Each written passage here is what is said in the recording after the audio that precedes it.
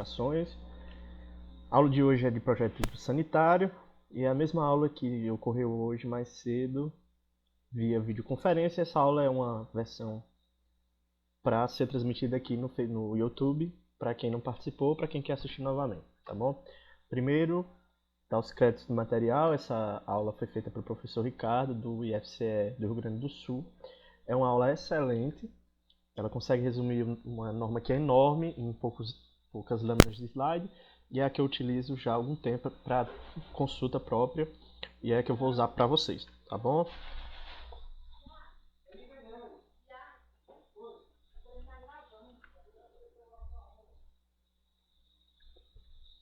Primeira coisa que vocês precisam saber é o que é uma instalação de esgoto sanitário. A função dela é simples, ela precisa coletar todos os resíduos produzidos naquela residência, no comércio, seja lá o que for, e dar a destinação correta. Ela precisa mandar para onde ela deve ir. Para que isso ocorra da melhor forma, precisa-se seguir algumas etapas, algumas normas. A primeira delas é que você deve evitar ao máximo a contaminação da água. Aí você me pergunta, existe algo mais contaminado do que um esgoto? Existe, porque existem vários tipos de esgoto. O que sai do ralo, da pia, não é o mesmo que sai do sanitário. Então você precisa fazer que isso seja destinado de forma correta, tá bom? Para que isso ocorra, você precisa que essa água e os resíduos que nela tem, o esgoto em geral, ele escoe rapidamente, porque senão ele pode acumular e pode até vazar em juntas ou algum pedaço de cano que não esteja tão legal, tá bom? Por isso que ele precisa um escoamento rápido. Outra função é que no projeto em geral você precisa que ele tenha pouco ruído, ele tenha conforto e que seja útil. O que é isso, Breno? Não existe nada pior do que você estar em um ambiente que tem aquele suspiro, que é aquele arzinho que vem da fossa, da tubulação no geral. Então você precisa impedir que esses gases entrem. Para isso você vai utilizar elementos desconectantes, que eu vou explicar mais na frente o que é. Mas em tese é um elemento que impede que os gases saiam da tubulação e venham para o ambiente externo, tá bom? Da mesma forma, você tem que impedir que saia alguma coisa de lá, você tem que impedir que o que não é para entrar, entre.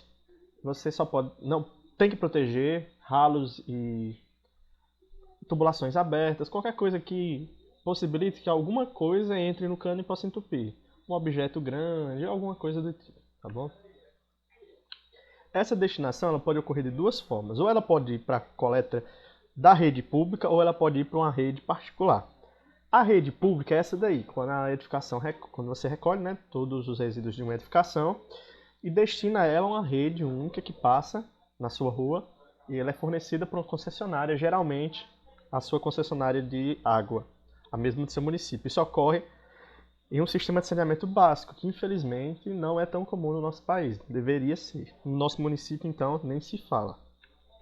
Quando isso não acontece, você precisa fazer um sistema particular. Não vai para a rede pública, você precisa destinar as águas para uma fossa séptica. Você precisa destinar as águas para uma fossa séptica e dessa fossa séptica você manda para um sumidouro. Aqui no Iguatu tem uma mania chata de fazer só a fossa séptica e aí ela enche com um determinado tempo e você precisa mandar o famoso limpa-fossa, que ele tem que vir e esgotar. Mas não precisa, o sumidouro ele já tem essa função. E aqui tem algumas coisas interessantes. A maioria não faz, mas ainda existe alguém que teima. Mas você não pode mandar suas águas pluviais, água da chuva, não tem aquela calha que você tem para recolher água da chuva? Você não pode mandar ela para sua rede de esgoto. Você tem que despejar ela na rua mesmo. Às vezes a pessoa faz uma fachada bem bonita e tal, e não quer estragar com aquele cano ali para dispersar, né, a água. Mas você precisa colocar para fora de algum jeito. Você não pode colocar na sua rede de esgoto, jamais. Tá bom?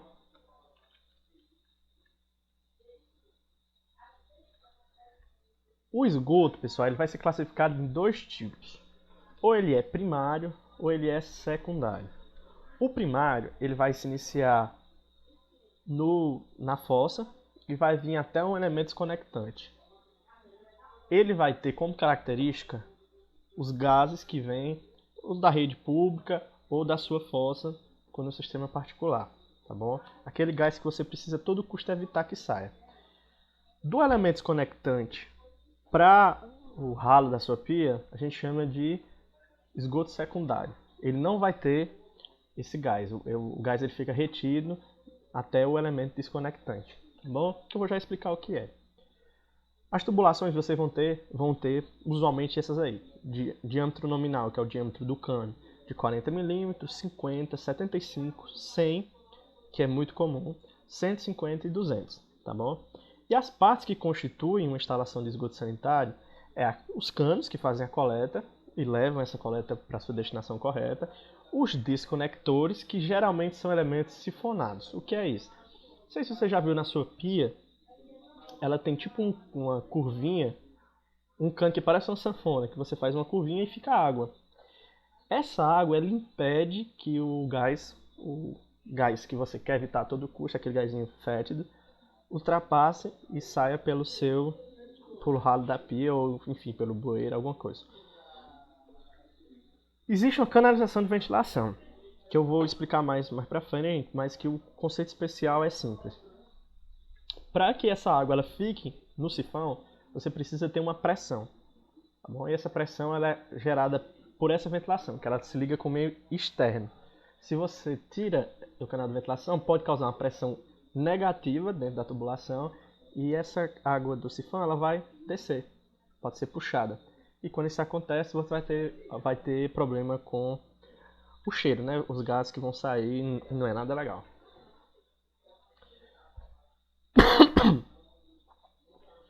Aí é um exemplo clássico de uma ligação de um banheiro.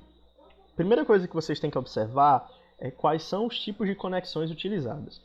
Deve-se evitar a qualquer custo ligações de 90 graus, joelho de 90 graus.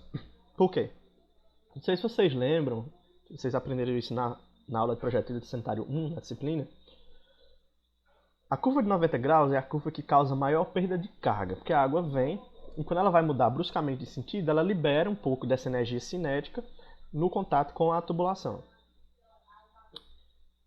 Isso, se acontece em uma tubulação de esgoto, você pode fazer com que os resíduos que estão nela não consigam escoar. Você pode entupir, por exemplo. E aí você faz...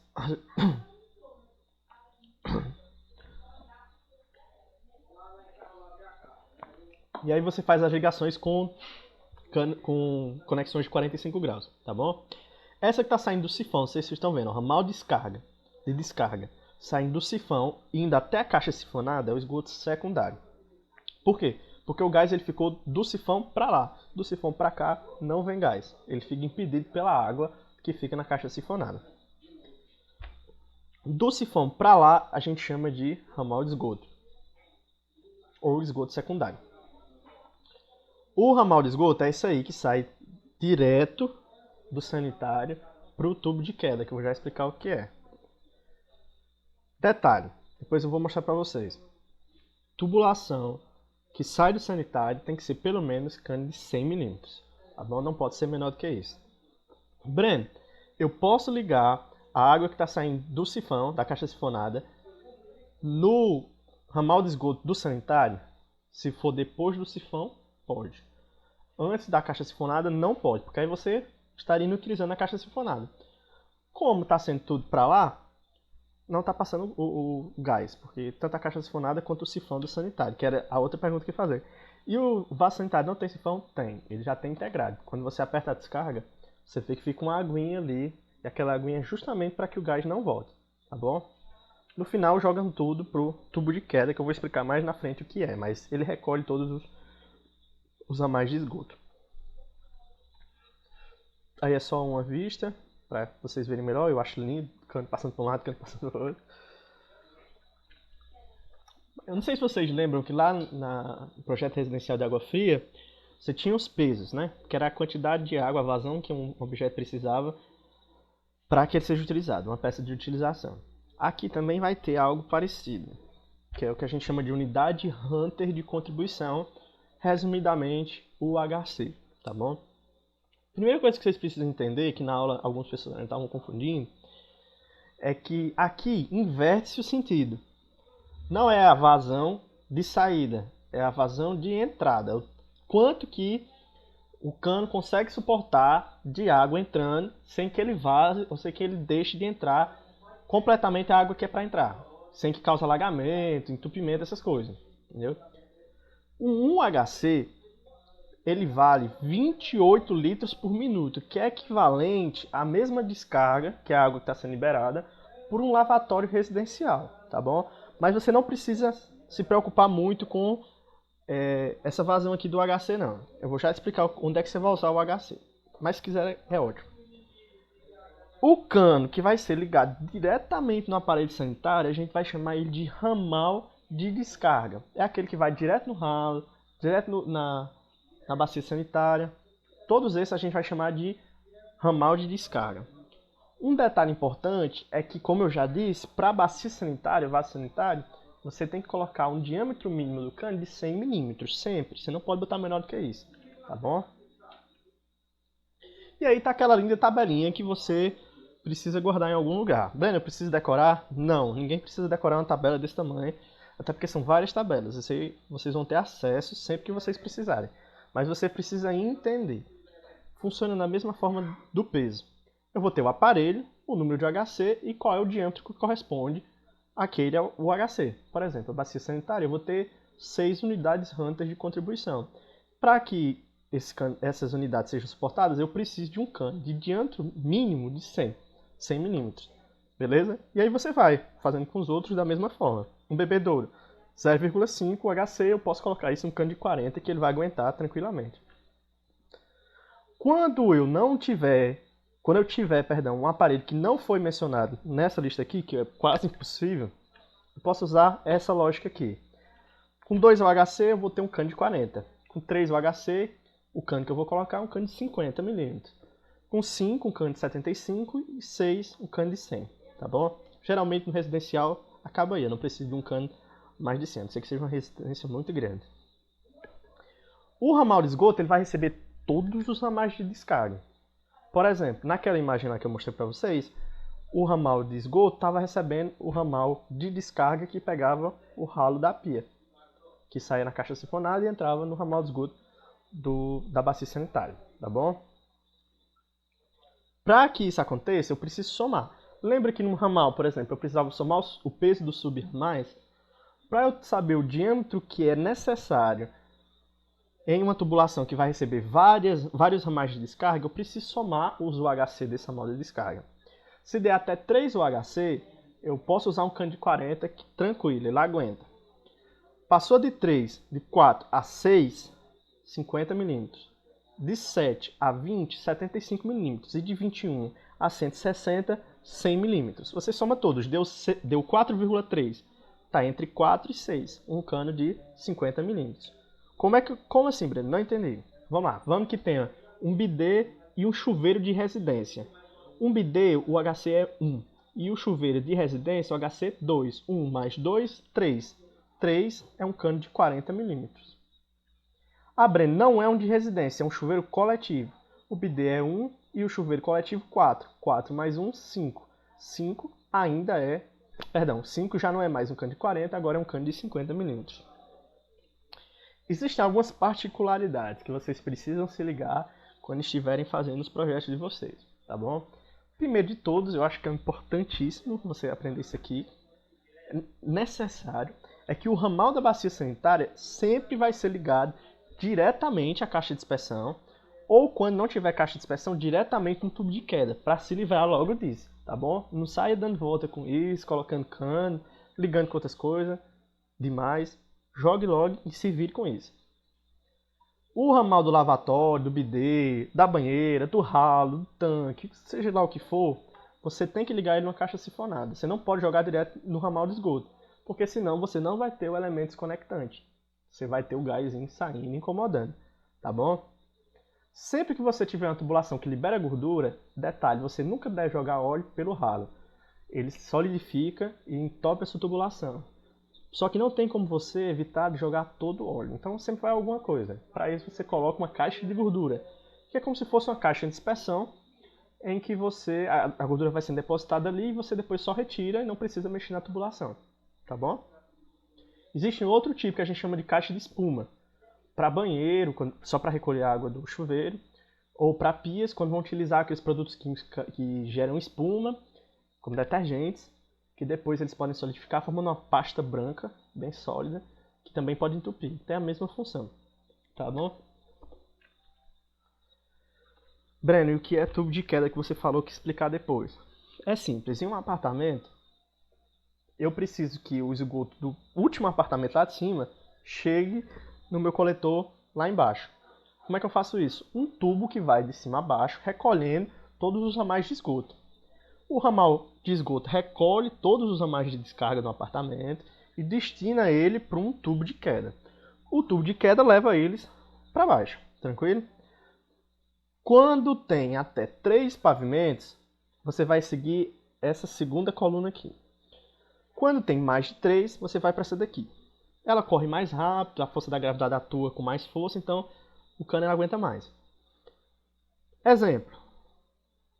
Um prédio de até 3 pavimentos que tem 4 HC, um cano de 40 milímetros é suficiente.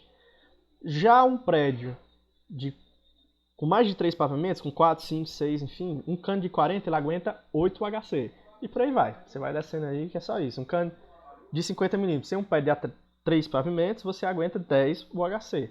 Já no de mais de 3, você aguenta 24. Tá bom? Existem outros componentes.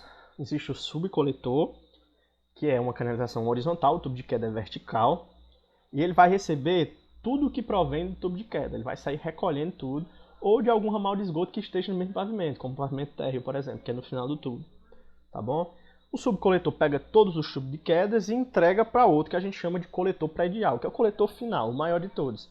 Ele vai recolher, por consequência, tudo através do subcoletor e vai destinar para onde ele tem que ir, para a sua destinação correta, que pode ser ou para o coletor público ou para o sistema particular, que é fossa e sumidouro, tá bom? O diâmetro mínimo de um coletor predial também é 100 milímetros, ele nunca pode ser menor do que 100. E existe uma particularidade. Quando as tubulações elas são na horizontal, elas precisam ser um pouco inclinadas, como se fosse uma rampinha. Porque se você não inclinar, a água não vai fluir, né, com rapidez, ela pode entupir. Quando o cano for até 75 milímetros de diâmetro, a declividade, essa inclinação, tem que ser de 2%, até 2%. E a tubulação horizontal de diâmetro maior do que 75, de 100 para cima, a declividade de 1% já resolve. Como é que eu faço isso, Breno? É só você pegar a distância total do cano, o tamanho do cano, e tirar 1% disso. Depois você pega esse 1% e você usa dessa forma. Vamos que deu 1 metro, esse 1%. Quer dizer que o começo do cano tem que ser 1 metro mais alto do que o final, para que ele corra com mais fluidez, né? De forma mais rápida. A aula é essa, eu espero que vocês tenham entendido. Qualquer coisa pode tirar dúvida. E uma boa semana para todos.